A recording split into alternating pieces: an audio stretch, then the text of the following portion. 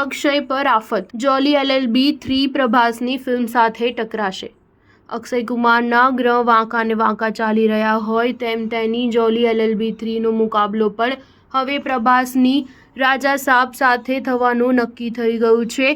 આ સંજોગમાં અક્ષયની ફિલ્મને box office પર ફટકો સહન કરવો પડી શકે છે। પ્રભાસની રાજા સાબ પણ આવતા વર્ષના એપ્રિલની 10મી તારીખે રિલીઝ કરવાની જાહેરાત થઈ છે। તે જ દિવસે અક્ષય કુમાર અને અરશદ વારસીની જોલી LLB 3 રિલીઝ થવાની છે। અક્ષયને આ ફિલ્મ માટે બહુ આશા છે। આ ફ્રેન્ચાઇઝીના પહેલા બંને ભાગ હિટ રહ્યા છે। પહેલા ભાગમાં અરશદ વારસી હીરો હતા। તેની સફળતા બાદ અક્ષયે આ ફ્રેન્ચાઇઝી પચાવી પાડી હતી અને પોતે બીજા ભાગમાં હીરો તરીકે ગોઠવાઈ ગયો હતો। હવે ત્રીજા ભાગમાં તે અને અરશદ વારસી બંને ભૂમિકા ભજવી રહ્યા છે।